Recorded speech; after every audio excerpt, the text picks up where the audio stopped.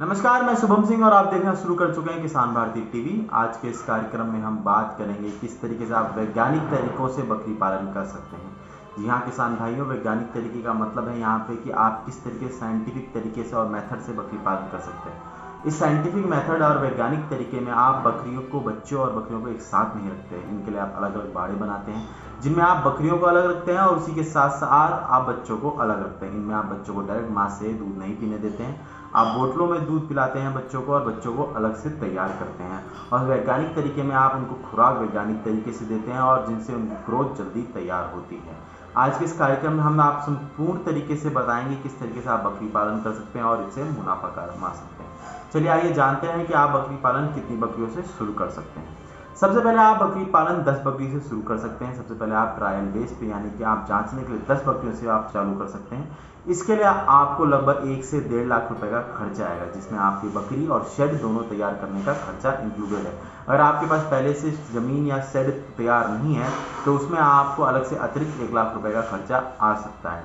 अगर हम बात करें लोन लेने की, तो लोन इसमें आप डायरेक्ट बकरियों पे नहीं मिलेगा, आपको इसमें लोन आपको ज़मीन पे मिलेगा। अगर आपके पास ज़मीन है तो आपको ज़मीन के माध्यम से लोन मिल सकता है। उसी के साथ साथ आप बकरियों का इंश्योरेंस भी करवा सकते हैं, जिससे कि आप बकरियों को किसी भी तरीके का दुर्घटना घटने पे और बकरियों के आकस्मिक मौत होने पे उससे आपको मुआवजा मिल सकता है। इसी के साथ साथ भारत सरकार की कई ऐसी स्कीमें हैं जिनमें आपको बकरी पालन के लिए पैसा मिल सकता है। जैसे हरियाणा सरकार की पशु कृषि कार्ड योजना है, जिसके अंतर्गत बकरी पालन के लिए आपको प्रति बकरी 7 से 8 हज़ार रुपए का लोन मिल सकता है। इसी के साथ अगर हम इस कार्यक्रम में बात करें कि आप बकरी पालन किस तरीके से कर सकते हैं, तो आपको सबसे पहले ये ध्यान रखना है कि बकरियों में बीमारियां सबसे जल्दी फैलती हैं।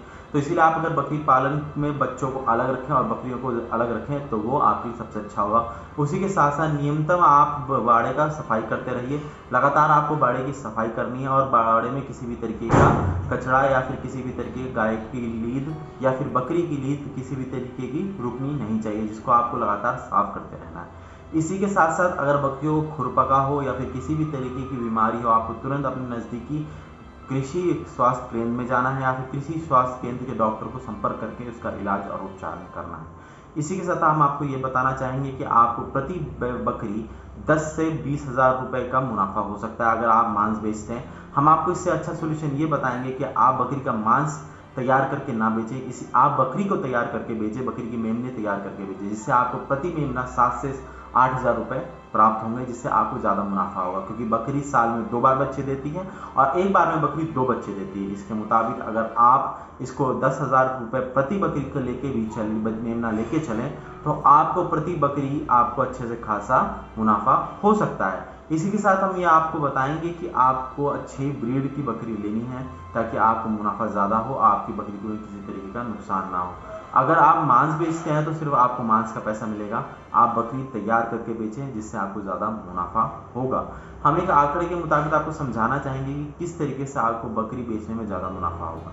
अगर आप एक बकरी के मांस को बेचते हैं तो आपको पूरी साल उस बकरी को तैयार करने में लगभग 20 से 25 हज़ार रुपये का खर्चा आएगा, जिसको आपको बेचने के बाद आपको बकरी से 12 से 13 हज़ार रुपये का मुनाफा ही मिल सकेगा, जिसमें आपको काफ़ी ज़्यादा खर्चा उठाना पड़ सकता है। अगर हम बात करें कि अगर आप मेमने बेचते हैं तो आप बकरी तैयार कीजिए। इसमें आप अगर 10 बकरियों का अगर स्टार्टिंग करते हैं तो जिसमें से आपको 2 नर बकरे रखने हैं और बाकी बकरियां रखने हैं, जिससे अगर बाकी बकरियों से होने वाले बच्चों से आप मुनाफा कमा सकते हैं। आप प्रति बकरी 2 बच्चा एक बार में और साल में 4 बच्चा ले सकते हैं और आप 4 बच्चे को बेच सकते हैं।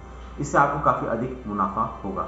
और अगर हम बात करें कि बकरियों को किस तरीके से रखना है तो आपको इनको थोड़े खुले इलाके में रखना है। बकरियां छोटे इलाके में भी रह सकती हैं पर किसी भी तरीके से संक्रमण ना हो, इसके लिए आपको थोड़े खुले इलाके में रखना है।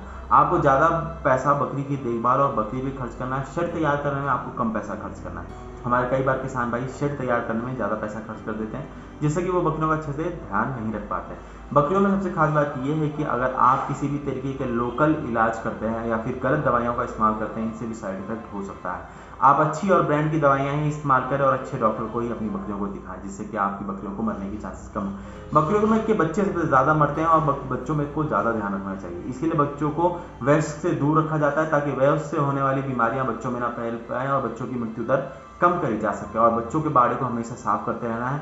और बच्चों को गर्मी और सर्दी से सबसे ज़्यादा बचाने की आवश्यकता होती है, क्योंकि ज़्यादा गर्मी से भी बच्चे मर जाते हैं, जिनको लू लग जाती है, और पानी की कमी होने की वजह से भी बच्चे मर जाते हैं। उसी के साथ साथ ज़्यादा सर्दी से पाले से भी बच्चे मर जाते हैं। इसीलिए सर्दी में और गर्मी में दोनों तरीके से ख्याल रखें। बच्चों को खासकर गर्मी में सबसे ज़्यादा पानी दें और बकरी को भी सबसे ज़्यादा पानी दें। हर मौसम का ख्याल रखते हुए आप इनका देखभाल कीजिए। इस कार्यक्रम में इतना ही। अगर आपको हमारे कार्यक्रम पसंद आया तो हमें कमेंट बॉक्स में लिख भेजिएगा। तब तक मैं शुभम सिंह आपसे यहीं पे इजाजत चाहता हूँ। घर से बाहर निकले मास्क जरूर लगाएं, डबल मास्क का प्रयोग करें, अपने का ख्याल रखें, अपनों का ख्याल रखें। मास्क आप अपने लिए नहीं लगाते हैं, मास्क आप अपनी सोसाइटी में और लोगों को बचाने के लिए लगाते हैं। जब भी घर से बाहर निकले मास्क जरूर लगाएं। किसान भारती की टीम आपके साथ हमेशा है। आपको किसी भी तरीके की समस्या है बकरी पालन या कृषि से लेके, आप हमें कमेंट बॉक्स में लिख भेजिए। तब तक के लिए मैं आपसे इजाजत चाहूंगा। धन्यवाद।